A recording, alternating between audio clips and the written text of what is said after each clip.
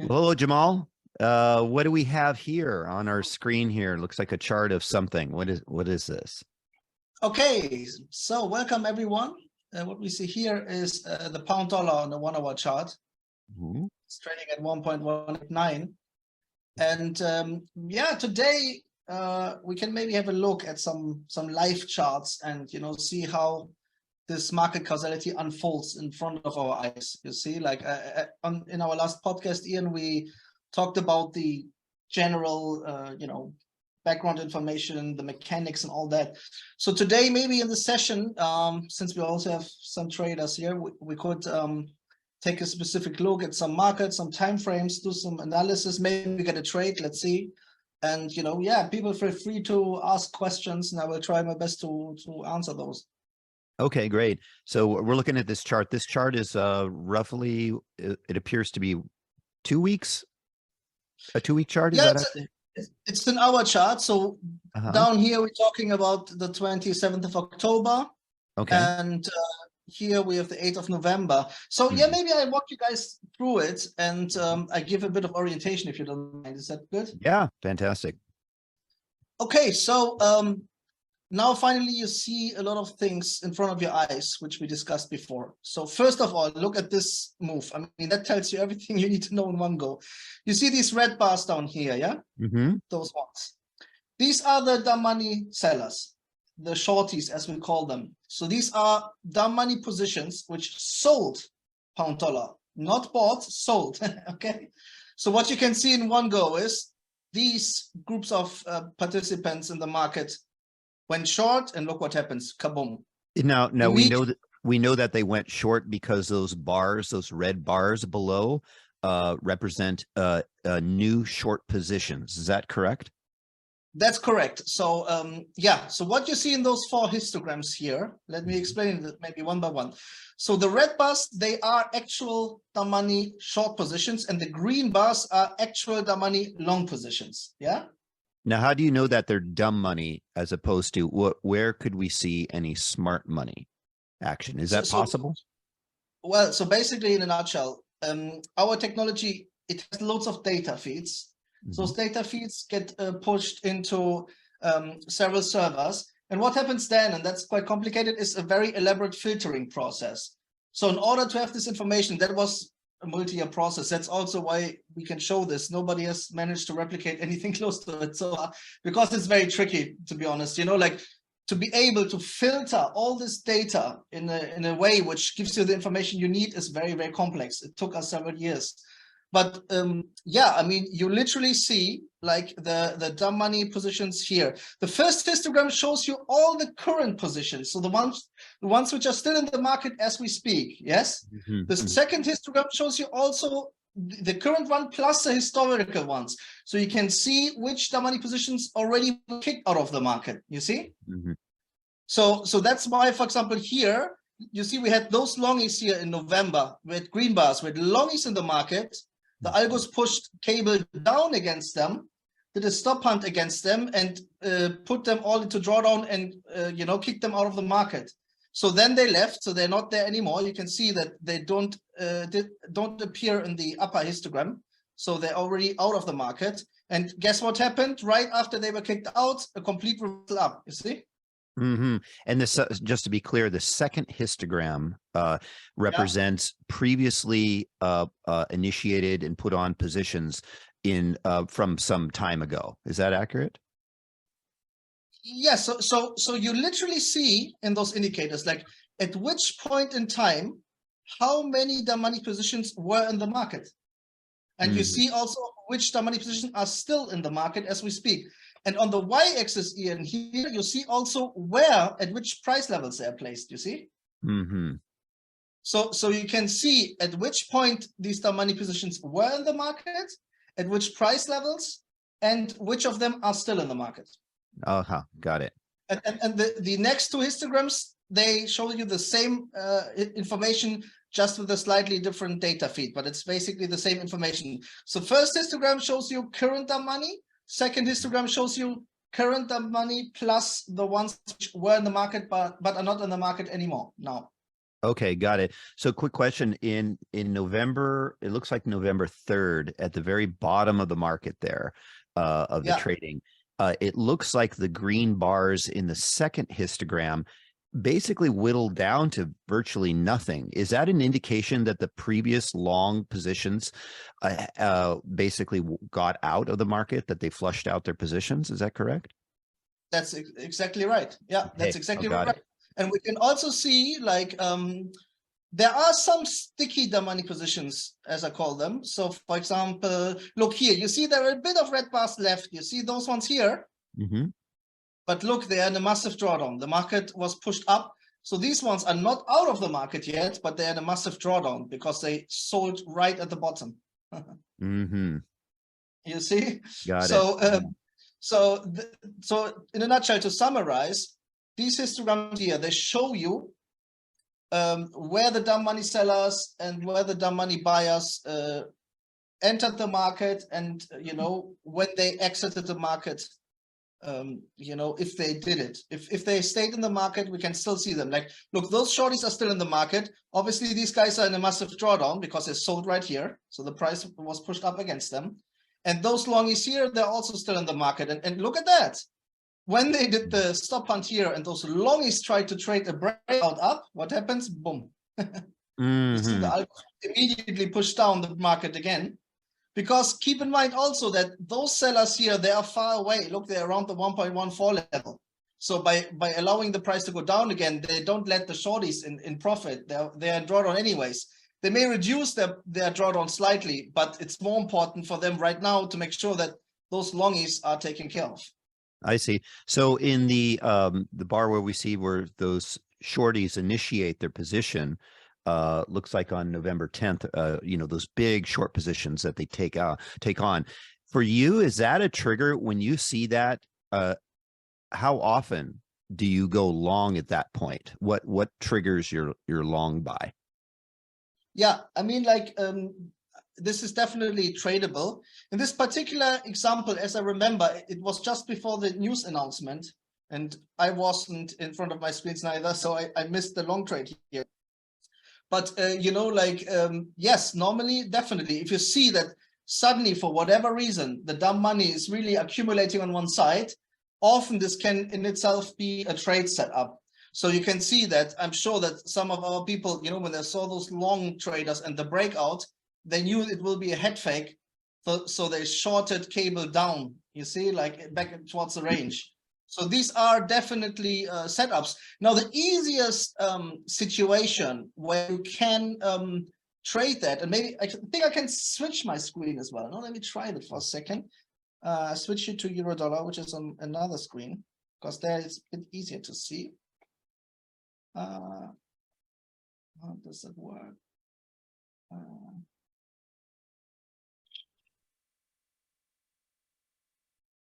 Well, I can just move the chart 1 second. That should work as well.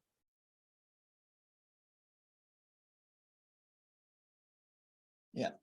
Oh, now I minimized it. 1 second. Yeah, the easiest way to trade those kind of position bars is within a squeeze, and I can show you the chart of euro dollar right now. That's what you see here. Can you see that? Yes. So here you see it's a very clear picture. I mean, over several days we had short activity in the dumb money. Do you see all these red bars? Mm-hmm. That means that over like 2 weeks, like the dumb money was continuing to sell euro dollar. So what happened is, as you clearly can see, the algos detect that and they push euro dollar all the way up against those guys. And of course, when there's suddenly even more pronounced sell activity of the dumb money, they are willing to make a more aggressive move, Mm-hmm. Can you tell on that chart where the stop losses are set? Yes. So you see the current stop losses. This is shown here on the left side of the y-axis. You see those horizontal lines? Yes, I see that. So the orange lines you see here, these are the medium-term stops. They are the dominant ones you need to pay attention to. They are yellow when they are above the price. They are main targets, so to speak.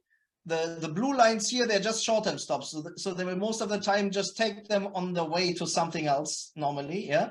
So they are not so important compared to the other ones. And here, as you can see, we also have long-term stops, which are pink lines. Long-term stops normally are not within reach, only when the chart is overstretched and they can, do an extended move to take out the long-term stops as well. So that's why most of the time we pay attention to the medium-term stops. So that right now, even you can see that, look, we had the shorties coming in euro dollar. There was a big up move as a result.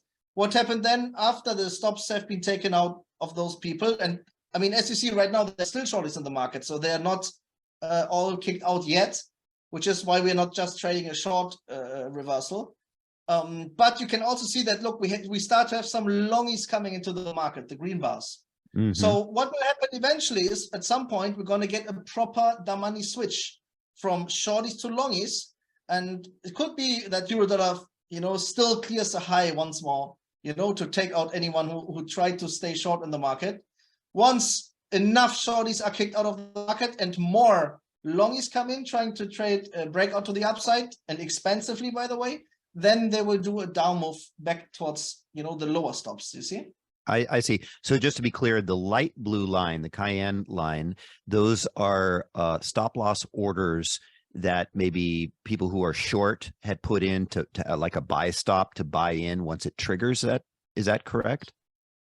Well, I have to, when you see an orange line above the price, like here, this is actually a limit order, not a stop. Okay. The orange line below the price is a stop. And the same way, the other way around. So if you see a yellow line above the price, it's a medium-term stop. But if you see a yellow line below the price, it's actually a limit. I can tell you already that limit orders are quite secondary. Like the algos, for whatever reason, are not very keen on moving the market towards, like limit orders. They're not particularly important. And regarding what you said before, yes, I mean, regarding the short-term stops, these are all stops. These are not limit orders. So that means that, yeah. So it appears on the chart there that you have a whole bunch of people who've placed stops in a little bit above the current price, and a bunch of them is set quite a bit below. The bulk of it appears like those dark blue lines appear to be below the current price. So is this a scenario where the smart money would like to maybe first run it up, given its current price, first try to ram the price up to flush out those stops on the top end represented by the light blue lines, and then maybe if they have the buying power, to flush it below to flush out all the dark blue spots? Is that accurate? Yes, that's absolutely correct. Look, I show you a different chart which shows that a bit clearer, because as you can see, euro dollar already took the big ones, and I made videos of the last days. But look at euro yen, for example. You see this yellow line here? Mm-hmm. That is a medium-term stop. So what you said before is likely to happen here, for example. They do an up move, they clear the upper stop of the Damani shorties, and then once they did it, if, for example, again, longies come in, they go back down towards the range, possibly towards the lower stops here, even if it takes a few days, I see. And so the length of the yellow line, does that represent the total size of the stops? Yes. So the longer these stops are, that's how we programmed it. The longer they are, the more significant they are. Yes, that's right. Okay. And then how do you differentiate between a medium-term stop, a short-term stop, and a long-term stop? Like is it how many days or weeks do they have to have that stop in for it to qualify as a short-term, medium-term, or long-term stop?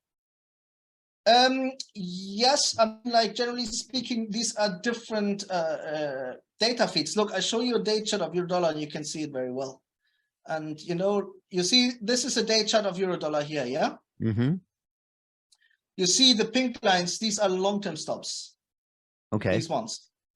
Now, as you can see, look, within the range of the price right now, I mean, in all fairness, look, we had a big down move followed by a big up move. So even on the higher time frames, it's a bit like a house clean move, yeah? So they already took like loads of medium-term stops on both sides. Mm-hmm. So we are right now on the 16th of November, we are a little bit in a post-stop hunt scenario. You see, like, it's not that there's a big stop around the price in euro dollar, which they now need to take out. They already did it in the last days, yeah? Mm-hmm. But I mean, what you can see, like you said before, look, so yes, the long-term stops, like you see here, they, after big moves, they are within reach, and you can often see that the smart money algorithms are very willing to, extend the chart, even if it's beyond the average range, and to go for those long-term stops, up to the point where in this scenario, you see the big one, we even see it a lot that, they take out exactly that stop accumulation and then go all the way back, like by the pip.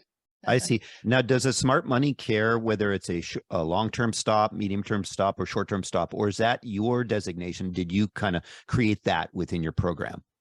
No, it's all, of course, the algos care. Yes, I mean, like, so as I said before, so we took a very radical, like I did a so-called evidence-based approach. I didn't come with any ideas like, oh, maybe they should do this, and no. I went pretty hardcore, like I just looked at, okay, how do they operate? Yeah. How can I capture that? And as you see, so we, the idea was also to program the indicators that they are very intuitive. You see that within a second, you can see, oh, look, the market went down because all of these longies, now we have shorties coming in. You see, like below the price, there's some shorties, which is the reason why they're not going down right now. Here are the long-term stops, the medium-term stops are within reach. You see, and on the y-axis, you see also, how longs and shorties are placed.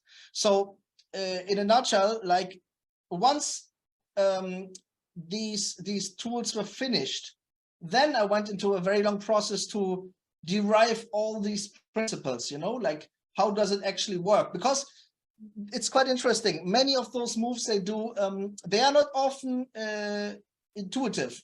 Let me give you a concise example so it's understandable. Let's look at cable again, for example. So you see, as we speak, they're just taking out this short-term stop. You see the blue line? Right, I see that.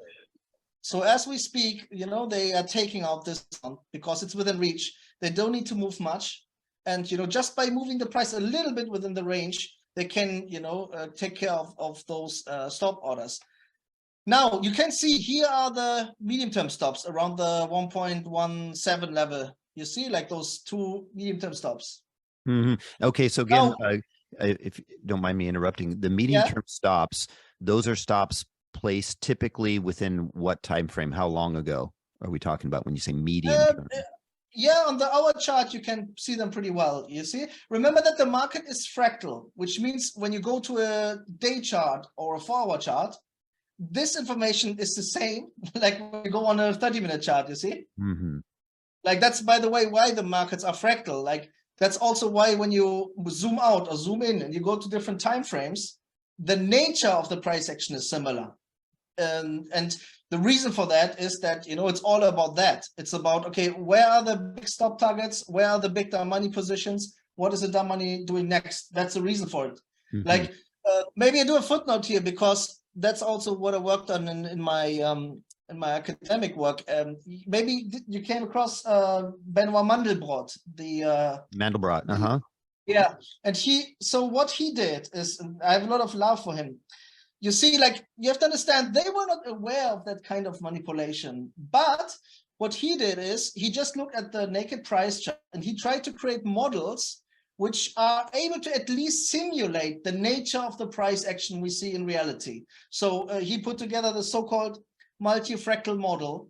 And it's very elegant and beautiful because these are very simple mathematical formulas. But when you actually start to extrapolate them, they give you beautiful realistic, charts and all that.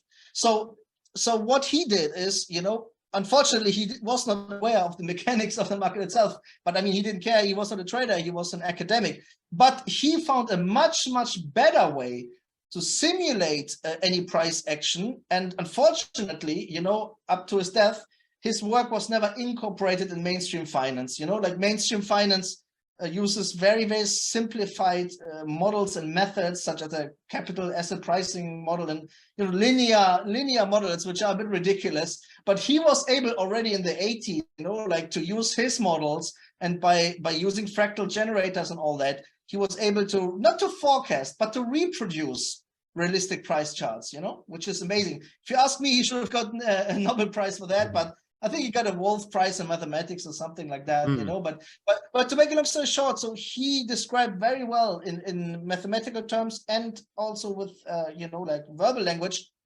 how like financial prices are fractal and multifractal. How, look, if I give you a naked chart now and I don't put any scale on it, you wouldn't know. Is it a 4-hour chart? Is it a 5-minute chart? Isn't it? Yeah, exactly. So that's this what you call self-similarity, like the fractality. But what I can tell you based on that knowledge is that the reason for this fractality is that, of course, the market structure is the same. If we have now longies coming into the market and trying to buy a breakout to the upside, that will push a cable, for example, down. And this down move you can see on the higher time frames as well as on the lower time frames. Yeah. So based on what we see on the chart right now, do you feel tempted, or would you feel tempted to take a position long or short based on what you see now?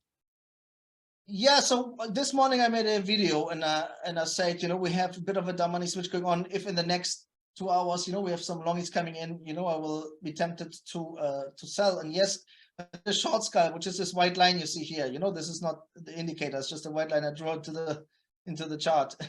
So like there are many things which are tradable based on like the market causality. Like, however, I also distinguish very clearly between so-called high bias situations where I'm also willing to risk more, and medium or low bias situations. You see, like for this, for example, is a high bias situation. Like right there here, at the bottom, like yeah, you can't get wrong, like they will not just let the shorties win, they won't. I can tell you that. The only thing where you need to be careful is, like, let's say that you bought the market because you saw the shorties, yeah, and then for whatever reason, which happens very rarely, but it does happen, for some reason suddenly the dumb money switches, so the shorties leave the market and longies come in.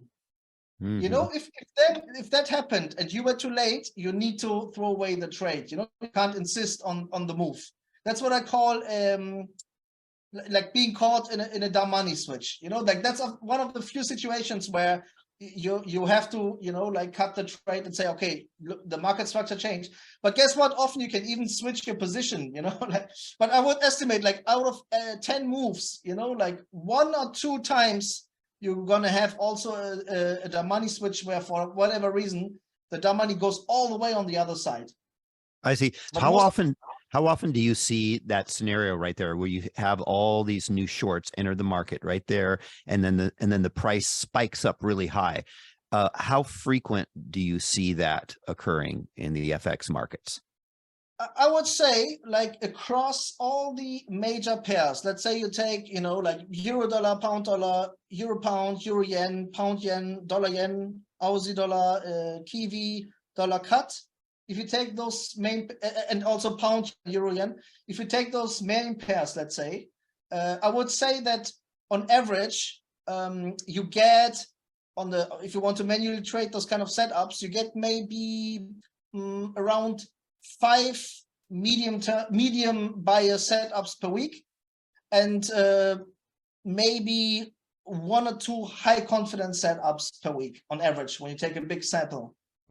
So that means that, unfortunately, of course, there will always be times where you just need to wait, but there will also be times where you need to pull the trigger, where there's kind of free money on the table, really, where not much can happen. And that, like, there's going to be a move, you see, like, so what you need to do, like in every trading style, really, you need to have a mix of aggressive as well as defensive, psychological aspects. That's another topic, but, like, you need to identify yourself. What's your tendency? Do you tend to overtrade? Or do you tend to not pull the trigger? Like, I have seen, Ian, that most traders, they are on either, they don't, they overtrade, or they don't have the confidence to pull the trigger when you need to pull the trigger, on the manual side. But is it true? I mean, looking at this system that you have here, Is this available for any other kind of platform, commercially available forex trading platforms that your typical trader can set up, or is this your own? This is your own custom-made in-house program. Yes. Okay, That's right. It's all custom made. You don't get this anywhere, Ian. I estimate that around the world, maybe 50 traders have developed something similar, but they would never publish it. You see, so like you don't get this anywhere. That's by the way. I should also explain that. So look, I have like all the work I did in the last years, is for free. I mean, all the videos with all the knowledge explaining that, it's all for free. You don't need to pay anything. You see, if I would be one of those guys like on Instagram, or whatever, I could, put these, some principles together and sell a course for $5,000. I'm not doing that. You know what I mean? Like, I'm not that type of guy, and that's not my intent neither. So I always try to keep the channel a bit more like focused on the content. But yeah, you can subscribe to the charts, but it's very cheap. Like I think £54 or something. Like I tried to bring it to the minimum, to also give small traders a chance, to have access and to have a fair chance. That's what people need to understand. So, why? Because when I started out, Ian, I didn't have that. I almost completely failed, because there's no fair chance in the market. You see, like you have no chance to. You see, like the problem is you need to understand these things. This is not a system. This is really how the market is. It's like what you do to benefit from that structure. Okay, that you can call a system. And maybe I should explain that also, Ian. Look, I have some people, all they do, Ian, let's say they have an EA, yeah? They're a robot. Now, the robot may not be great, and it may not be profitable if you just let it run. But guess what they do, Ian? They just use the market causality as a filter. So if they see some shorties in the market, they in the morning tell their bot, listen, only buy today. Ignore any sell signals, you see? I see. Djamal, sorry to interrupt. There is a question in the chat. Yeah. Is there the question from Dex? Is there a lag in your algorithms in determining the smart money versus dumb money positions, or does it function near real time? Yeah, let me explain it. So it's a good question. All this information you see here is leading, so it's live. But if there is a lag, yeah, which happens sometimes because data gets compressed and doesn't flow for whatever reason, technical problems, then you will get an error message. So what will happen in that case is that here, you see this green number which says GMT here? Oh, down at the bottom, lower right-hand corner. Yeah. Yeah. So that will turn red, and it will express a delay in seconds. You see, so from time to time you get a delay, and then it says, for example, data delay, 85, which means there's an 85-second data delay. But what you will quickly see once you understood the causality is that most of the time the dumb money is pretty slow anyways, you know what I mean? Like, look, while we're talking here, look, we don't have any big positions coming in yet, you see? Like, we have some longies from the last 10 hours. You know what I mean? So, yes, sometimes there is a bit of a lag. That's because of certain technical things, like you have to understand. So, when a lot of data gets compressed, what happens is sometimes, like the algo needs to make sure that, there's like a normal flow of the data, to certain indicators, for example. That's why sometimes, like we get a small data delay. But most of the time, really, that's also why we look at 1 hour charts, for example. The dumb money tends to be rather slow, It's not they do a massive trade in a second, like most of the time, they even like Eurodollar, like they accumulate, over like days even, you see? And I can show you something really cool. This is stuff which I haven't publicly explained, but which is explained on the website. You see these two histograms here, which say position volume. You see those? Yes. So what they show you is they show you also which of the dumb money positions are over leveraged. Yeah. So that means that there's some groups of participants. Like look here, for example, you see this red bar? Yes. And look at this up move. Can you see that here? And So these are dumb money accounts, which for whatever reason did a big trade and are over leveraged. How would you know? So question, how would you know that they're over leveraged unless you had access to their account and could see like, oh, well, let's say they had 100,000 in their account and then they put on a, I don't know, $200,000, $300,000, $400,000, $500,000 position or whatever the amount that means it's over leveraged. Yeah, obviously, yeah, we don't have access to the accounts. Yeah, I mean, that would be one too much. But you can derive from all kinds of data points. You can actually derive at least not all, but at least a significant group of dumb money positions when they are basically standing with their back against the wall. And I can tell you that often those kind of positions, they tend to be big accounts, like which are, like not really aware of what's going on, but who have a lot of money behind them. Like what you see is like, look here, like whenever those over leveraged positions come into the market, you often see a pretty quick move against them. You see, like here, boom. And obviously, if you have already normal money positions and then those over leveraged ones come in, often the combination can be a powerful trade for 40, 50 pips, with very low risk. Like I should explain something here, which is an advanced topic, which is very relevant. However, I should maybe explain scalability in forex. And let me say, so that's a very complex topic. Like people think that there's full scalability in forex. That's not true. Even though the market is so big, and has so much transaction volume, I can guarantee you, and I actually tested that with real money. Like you can't, when you place, if you place $100 million trade, you get seen pretty quickly. So that means that when you trade, that's not relevant for many people watching this, but if you trade a very big account and you place very big positions, you quickly come to a point where what you do gets detected by the algos, by the smart money algos, and then so that is the reason why, like, there are no, like, let's say hedge funds with 5 billion under management trading forex, because the reason is that like the scalability is also limited. I see. So when we talk about scalability being limited, give us an example of what a typical trading day volume might be on euro dollar USD pair, and what size of a position would a trader have to take on before they would get really recognized? They could see, before they would get detected. How small do you need to make the trade to kind of slide under their radar? This is very exclusive knowledge, and I'm not keen to put this out in the world, but I can tell you that from experience that when you place, let's say, 200,000, when you place like 200,000 lots, you start to get seen. How many dollars is that? Like when you say, give us a size, an approximate size position. Are we talking tens of millions, hundreds of millions, billions? Hundreds of millions. We're talking hundreds of millions. Okay. So first of all, you have to understand, like, it's intuitive. There are many small traders out there. Look, retail traders, for example, they are a very small percentage of the market. They don't really matter. That's what people often misunderstand when I show them that stuff.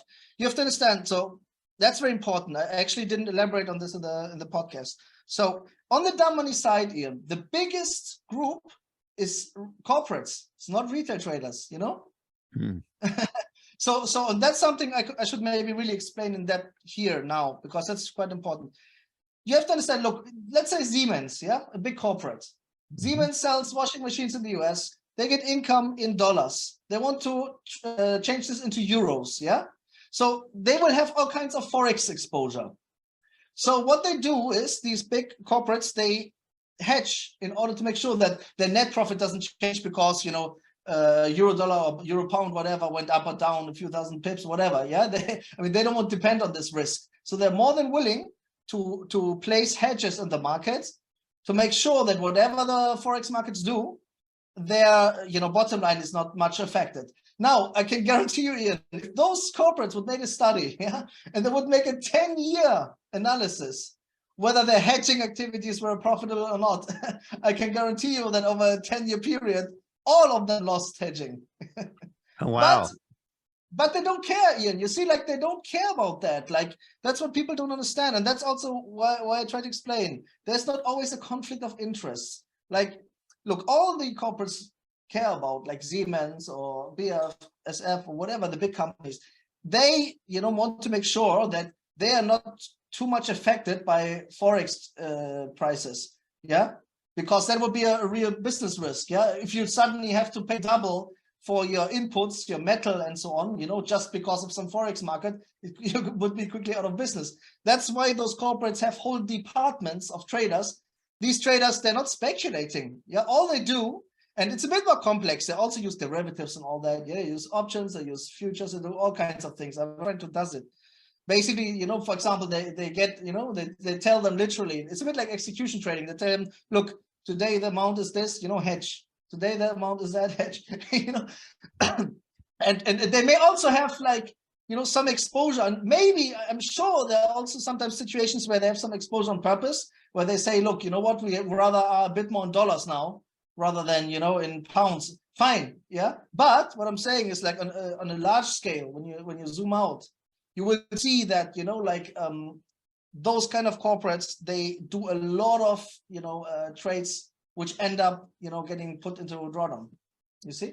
Mm-hmm. Now, So does that mean when it comes to retail traders, it's not that they are irrelevant. That's not the case. So, because guess what? The retail traders often do the worst trades. It's really like that. Like, look, like here, they buy at the bottom, at the top, and sell at the bottom. Actually, I should try to show you some long-term chart where you can see that really well. Let me see.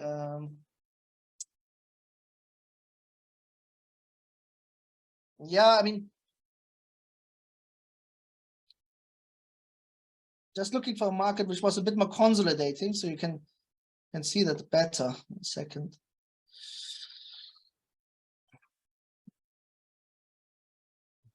Yeah, you can see it here a bit. Look, I'd show you a 4-hour chart of euro pound. Can you see this one? Yes. You can see that. Look, you can already see the tendency, even though I have much better examples. This one is not so clear, but at least you can see a little bit the tendency. And I've better examples also where I made videos about it. But look at this. You have, like, this consolidation here. You see that? Look, when the price exceeded the high, yeah? Look, the longies tried to buy some kind of breakout. Can you see that here? Yes. They get triggered by the high being broken. They think, come on, now we'll break the high and go to the upside. So we buy. And they buy very expensively in the market.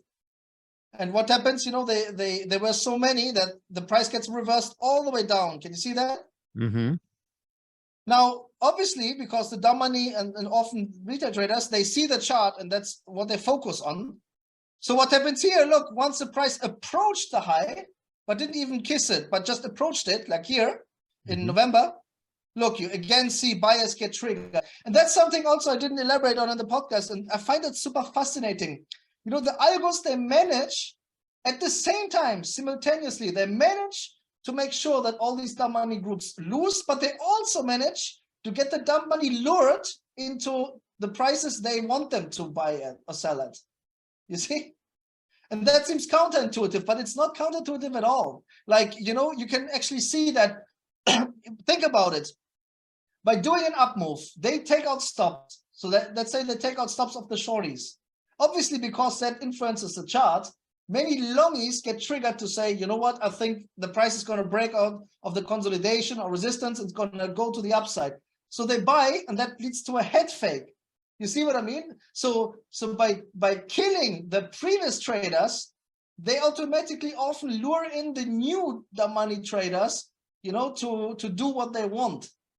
Is that understandable? Yeah. So it sounds like the smart money is taking advantage of the traders who are just, they're so totally focused in on technical charts and yes, and that is the answer to trading, whereas the smart money takes advantage of misallocation, like too large or too small a position sizing, and then goes the opposite way and stop loss orders and manipulates it in the very short term.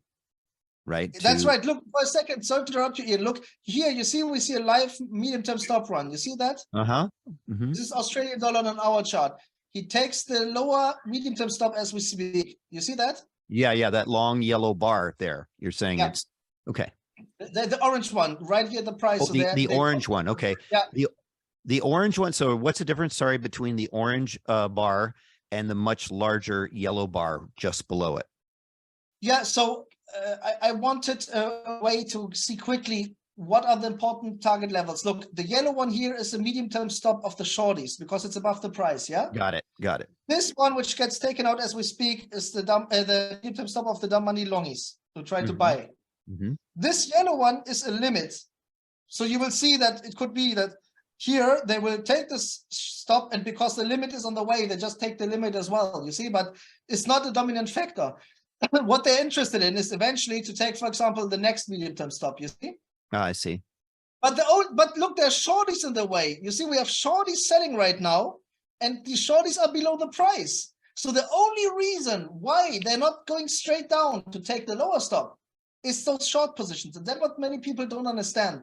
People don't understand it's an interplay between the stops and the positions. And they're not even aware of the position hunting. That's what I brought originally to the public. Nobody ever knew it, you know? Look, if you only see the stops, it doesn't tell you much. You need to know, okay, which dumb money is in the market, where are they placed, which one is coming in the last 10 hours, which ones are still in the market from before, and where are they placed. Once you understood those factors, it all makes complete sense. Look, you can even see that just like 10 pips above and below, here they could even go flat if they wanted, because if they let the price move within this range, no longies will get into profit and no shorties will get into profit, you see? Yeah, why would they care though if longies or shorties are profitable or not profitable, as long as they can just push the price in a certain direction and then take out stops and then make a profit that way. But at the same time, maybe shorties can profit with the smart money. Why are they so obsessed with having to make sure nobody makes any money? That's a good question. And I also didn't understand it until I really thought about it very deeply. And then it came to me. You know why? Think about it. They don't care about individual traders. Yeah, they don't care about like some small position somewhere. That doesn't matter at all. But they do care about like the big positions in the market and the big stops. Now, if, for example, yeah, like here we have shorties in the market, and there are too many longies in the way. Why should they push the price up just to take out the shorties if then the longies can get significantly into profit if there are a lot of longies? If they would do that, yeah, I mean, like you say, so it seems intuitive. You say, okay, then they let them win, right? But no, think about it. The algos need to follow certain principles all the time to make sure that the dumb money, whether they bought or sold or trade reversals or breakouts or whatever they do, as a collective, they lose. The only way to make that happen, and I find that also completely fascinating, and I hope someone finds it fascinating out there too. The only way to make that work, that 90% of the traders eventually lose, no matter whether they're long or short or whatever, it doesn't matter. The only way is if they constantly implement these principles day by day, night by night. Think about it. Let's say there are a lot of longies above the price and a lot of shorties below the price. Why should they just make a move and let one of those two parties win? The most logical decision for the algos is to let the price go flat, because what happens over the next 10 hours, either a lot of longies come in or a lot of shorties, or traders which are now in the market will leave the market. So that means eventually the dumb money on its own will create a bias, you see? I see. That's enough for the algos to react on. So like that's the part where maybe now it makes all sense, right? Because you would think, come on, I mean, if the market would be random, Ian, then wouldn't 50% at least lose, or wouldn't let's say a number of people would win closer to 50%? That would make sense. Yeah, but it's not. The market is not random. And the funny thing is, all these academics, they give each other prizes for writing great papers and making great mathematical models about whether the market is efficient or not efficient. But it's completely missing the point. The market is not random. There are specific groups of liquidity providers and market makers. And, they clearly react very precisely to, what the dumb money does. It's not random at all, So like they don't even, they have no clue what's going on. I see a really long, dark orange bar near the bottom there. Is that a stop loss that's set by a long, somebody who went long on that big spike up in price? Well, it is indeed a big stop accumulation of the dumb money longies. So of course, if the algos could, they would love to take it. So because it's so long, you can see that, it is an important factor in the structure right now. But here's the thing, Ian. So first of all, it's quite far away. You see, like it's like 400 pips away. It's like they can't just easily within a day range take it. And they will not run behind stops. Of course, they're very aware that the stop is there, but there's no need for them to, run behind the stop. Quite the opposite. Guess what, Ian? If they continue doing their pricing in and their consolidation and so on, most of the time, you will see that the dumb money actually pulls in their stops. So it's very likely that if they just keep that price zone for a bit, in the next 20, 30 hours, the dumb money traders will actually will pull up the stop and it will come closer to the price. I see. Right. You see, like this is very interesting. It's like a dance. It's like at the beginning, look, when I didn't know all this, but I started to see the first bits of data, I thought, come on. So here's the stop. I trade towards the stop. No, of course they take it eventually, but it's a bit more complex than that. Think about it again. Why should the smart money algos push Aussie down all the way to the low just to take off that stop? If they would do it, look, all these guys will get into profit again. Isn't it? All these sellers, all these guys. But more to the point, though, to push that all the way back down to where that big orange bar is, wouldn't that require a lot of buying power, a lot of capital that would increase their risk size too, to do that? Yeah, I mean, it's a bit more complicated than that. It's not that, they need to mirror their positions, but I don't want to confuse people, so maybe I don't elaborate on the particular mechanism they use. But let me try to put it in a different way, to rephrase it differently. Yes, I mean, like, I would rather verbalize it like this. If they would try to go for the big stop as soon as possible, in the process, those short positions would get back into profit. And, because right now, look, these guys are on drawdown, these ones are on drawdown, these ones are on drawdown. The only reason why they're right now, as we speak, letting Aussie dollar hover around that current level is this short accumulation below the price. You see, that's the only reason. Like that's what I call pricing in the dumb money positions. Like even if they go down and take the lower empty stop, yes, they will quickly make a pin up to make sure that none of those short positions can quickly take profit. You see, like that's where all this price action you see is a result of this constellation. Got it. And I should be fair, that there are also meta levels, which is down here. You see those indicators. There are additional factors as well. I call these meta levels. So it's a bit more complicated. But to summarize it in a nutshell, it is really like that. It's like, look, at the end of the day, the price is a two-dimensional output. I mean, all these factors are complex, but the price itself, will either go up or down or flat. I see.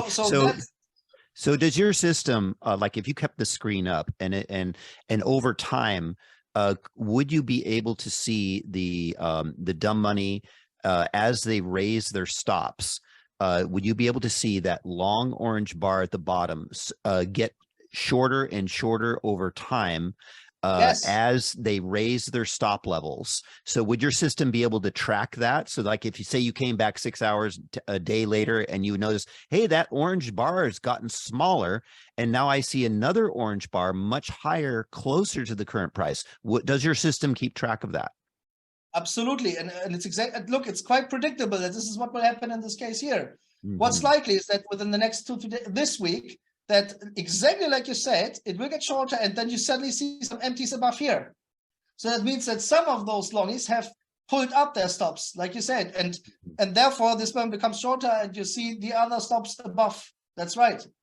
Now, I, as a footnote here, because I guess this is a bit more advanced what I'm explaining here, there's one particular nasty trick which I would like to explain. So what they do very often, and the guys who are watching those screens, they know that. If you see a big target, yeah, and it's within reach, let's say it's within a day's range, and they want to take it, yeah, often they go all the way towards the target, yes? And then let's say 2 or 3 pips before that line, they suddenly do a super aggressive pullback to the other side. I call that so like a pre-main hunt counter move. So what they do is, and that's by the way what you see very often also in the last years, like rather than taking out the complete stop in one go, you know, they do like a very nasty counter move just above the target. And I believe personally that the reason for that is also that you know, there are at least some players who at least see some stops. So but it's no problem. All you need to do is you put your own target a few pips above the orange line, you see? Like you don't need to take the last 4 pips, you know? Let them have the last 4 pips, but have a good trade, you know what I mean?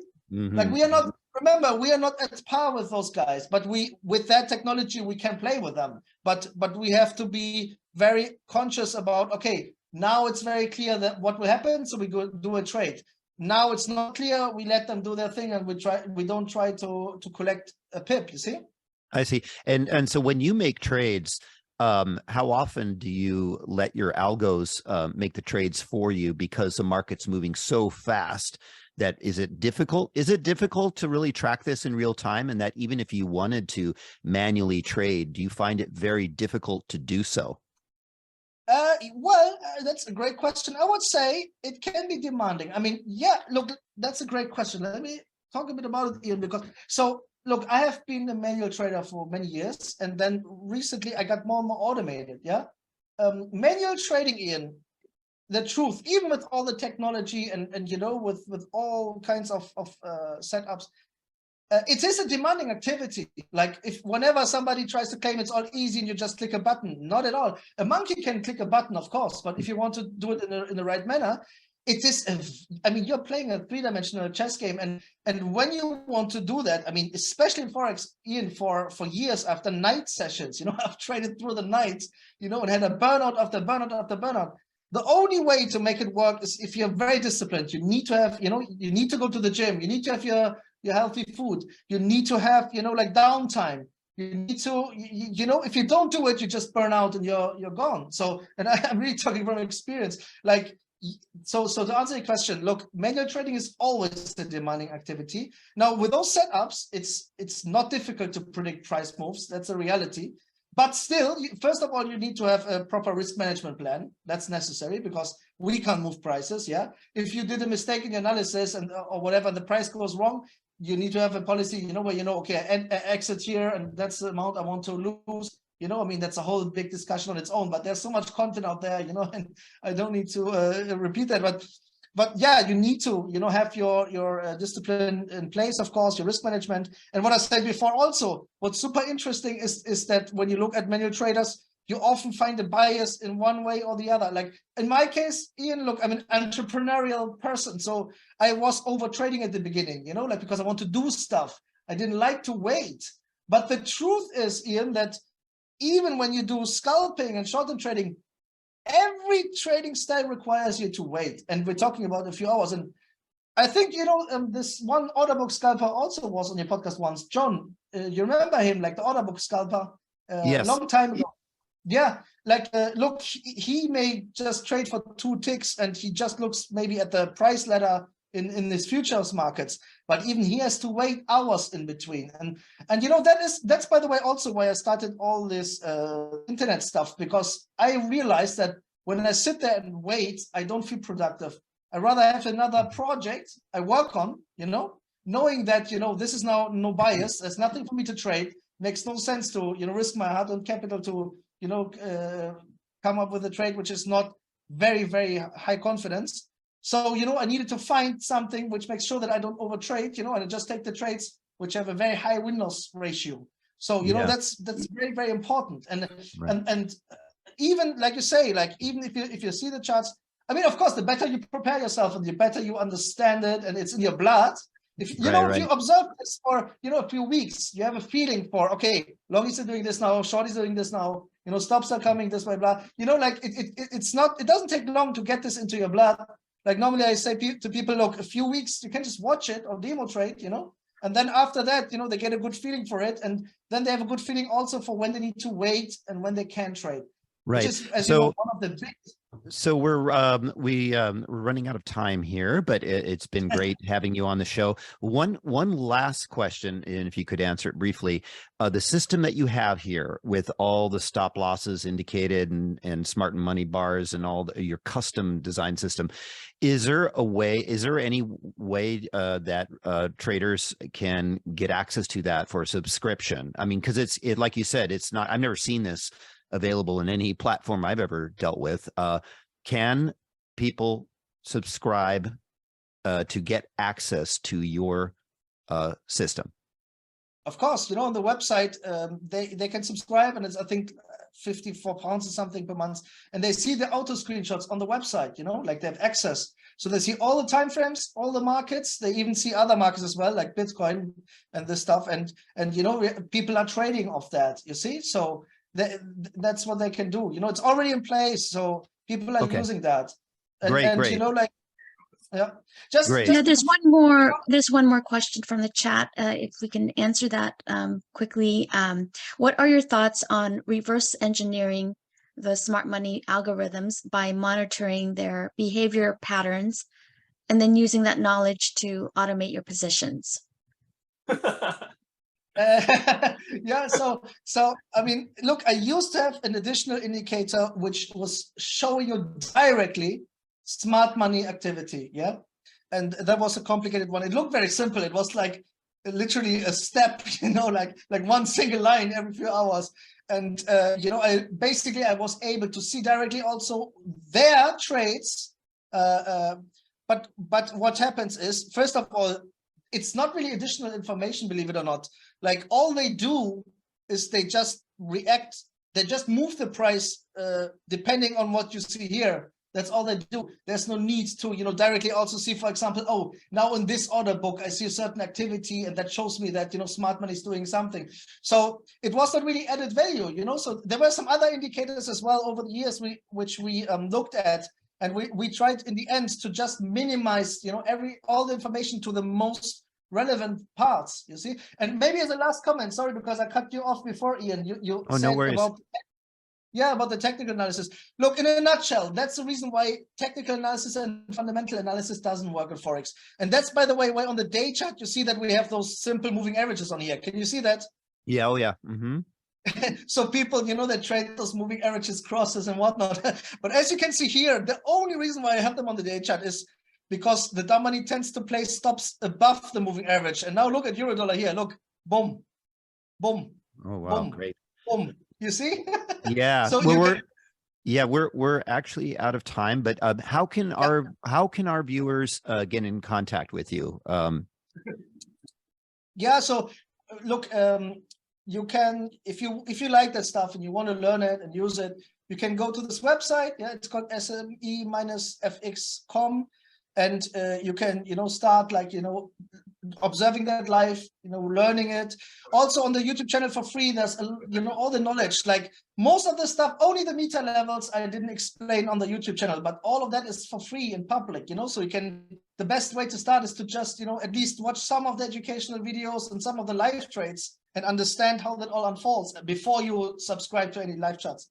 Right, so there's right. work for you guys to do. So I've designed it in a way that actually, even if you're a student, really, you could, if you are committed, you can sit down, you can watch all that, you can understand it, and then at some point, you can start and go live.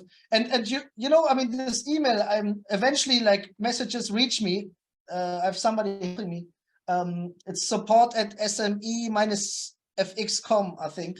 So that's an email for these charts. So if you have any questions or whatever, you can also send an email there, and it will eventually reach me.